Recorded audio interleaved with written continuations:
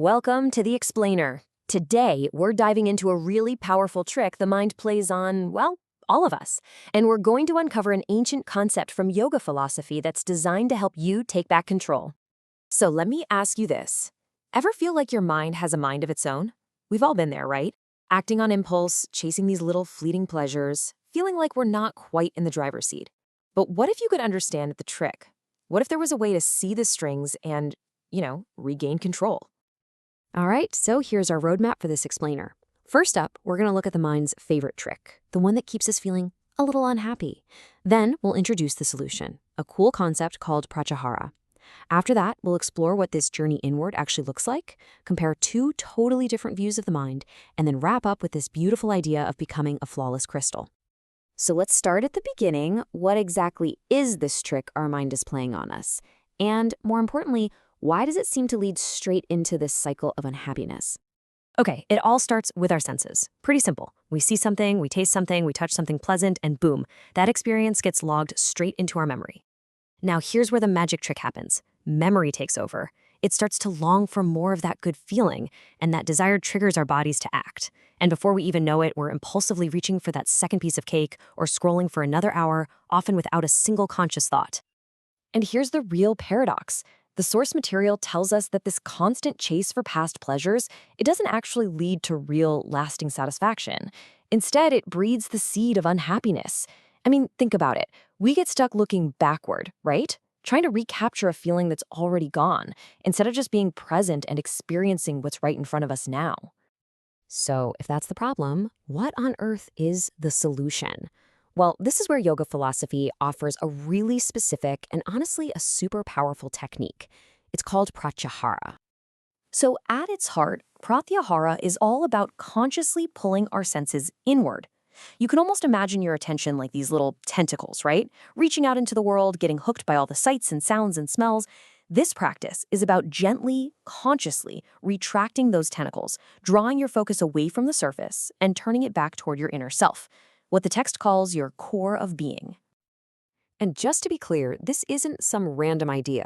It is a foundational step in classical yoga. It's actually the 5th of 8 stages. The source calls it a technique for civilizing the senses. And I just love that phrase. It's not about shutting our senses down or suppressing them. It's about training them, teaching them to serve a higher, more conscious purpose. But how does this journey inward actually work? How does it physically break that cycle of reactive, impulsive behavior that we were just talking about? Well, it's like a chain reaction, but in reverse. It all starts when we withdraw the senses. And as the senses quiet down, the mind, which is usually buzzing, trying to process all that input, it also becomes silent. Now, with a silent mind, memory suddenly loses its power. It can't trigger those constant desires anymore. And in that quiet space, something new finally has a chance to step forward. Our intelligence, which can now guide our actions consciously. This quote just nails it, doesn't it? The entire practice is about hitting pause on that automatic process. It's about seeing that memory is constantly trying to run the show, and then consciously choosing to say, no, not today. We're literally breaking the link between a past experience and a present action. So really, it all boils down to this fundamental choice. Our consciousness can either be a servant to this tangled web of memories, just reacting all the time, or it can choose to be guided by the clarity of our intelligence, our capacity for real wisdom. The goal here is to tip the scales, to put intelligence back in charge. Now, to really wrap our heads around this, it's actually super helpful to compare it to a framework we might be more familiar with. So let's look at a key difference between how Western psychology and Indian philosophy see the role of the mind. Okay, so in many Western models, we tend to think of the mind as this all-in-one super tool, right? It gathers the sensory data, it processes it, and it makes all the judgments.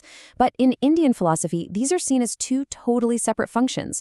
The mind's job is simply to gather information. That's it. It's like a camera just taking a picture.